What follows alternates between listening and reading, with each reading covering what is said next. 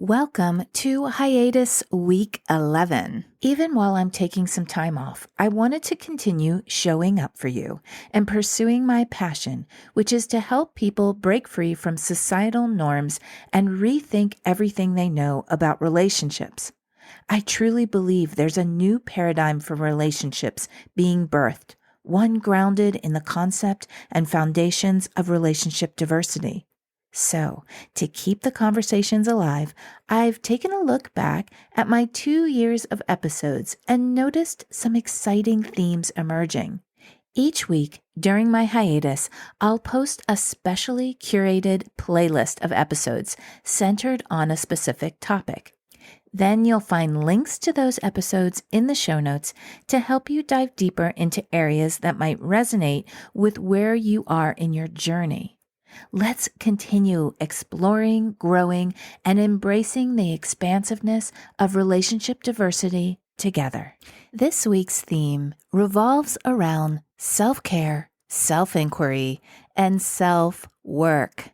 This is such an important part when you are starting to explore relationship diversity and really in life. Self-care is so important, and I focus on this a lot.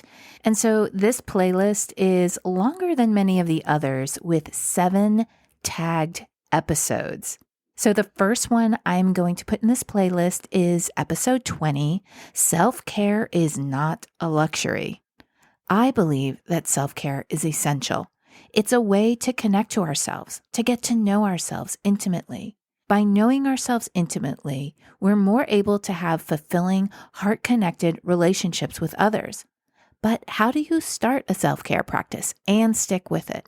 I go into this and much, much more, giving you practical tips to develop your unique practice.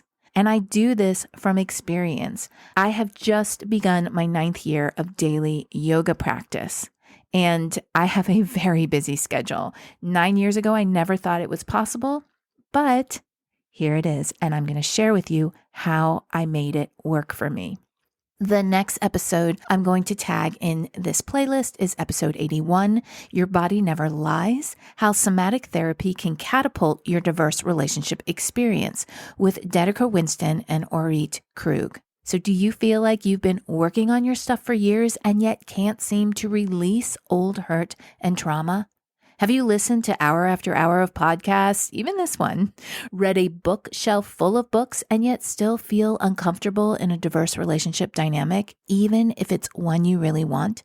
In this enlightening conversation with Dedeker Winston and Orit Krug, we learn why somatic therapy may be the thing that moves you closer to a more fulfilling, happier relationship experience with yourself and others. The next episode in this playlist is episode 89, Dismantling Your Debilitating Inner Critic. There's a voice inside of us that can be both a relentless critic and an encouraging coach. It's a complex presence that I know all too intimately. Join me in this episode as I share how this internal commentator has both driven me to succeed and left me second-guessing my every move. My intention with this episode is to shed some light on this inner critic and help to recalibrate its inner dialogue, turning self-criticism into self-care. The next episode that I'm going to tag is an episode that I absolutely love, episode 90, Uncovering Generational Relationship Wounds and Holistic Healing with Jaden Albrin. This was an amazing conversation. I had the pleasure of talking with Jaden Albrin, a trailblazing psychotherapist whose insights into intentional living challenge the norms of relationships. We talk about so much that it was hard to narrow down to one topic. All of their information is tied to the methodology of holistic healing, looking at our whole self, not as separate parts, but as a complex person made up of so many aspects interwoven into one. We discuss generational influence on our emotional landscape, holistic healing, and what our poo says about our emotional state, the intersection of gender and relationship diversity, what our emotions are trying to tell us, how to choose intentional living as opposed to default living, and so much more. The next episode in this playlist is episode 106, Finding Tenderness While Facing Relationship Challenges with Molly Ray. In this episode, I welcome my friend, relationship coach, and associate social worker, Molly Ray. We discuss the intricacies of how relationships act as mirrors and messengers for personal growth. Molly shares insights on differentiating between pain and suffering and emphasizes the importance of tenderness towards oneself during challenging periods. The conversation delves into the value of parts work, understanding and embodying personal values, and how to cultivate self-compassion. Molly also provides practical advice on how to navigate complex emotions and relationship dynamics consciously and intentionally. The next episode in this playlist is episode 111, Self-Care as a Form of Self-Advocacy.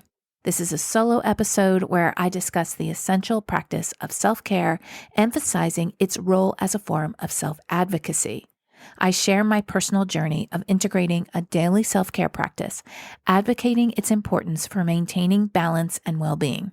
I offer practical suggestions for incorporating simple self-care rituals into daily life and discuss how self-care can extend to advocating within relationships and your wider community.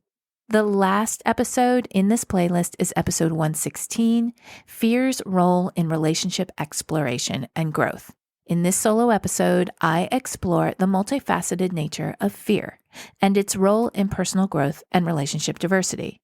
I discuss how fear can both protect and limit us, offering practical strategies for self-reflection and understanding our relationship with fear. I explore the questions, when should you push through the fear and when should you listen to it and pull back? Fear is a natural and normal emotion, especially when questioning or exploring different relationship structures. We shouldn't feel bad or broken for feeling fear. It's important and has many important messages for us. This episode explores these messages and how to decipher what your fear is trying to tell you. So that's it. Happy listening, and remember to stay curious.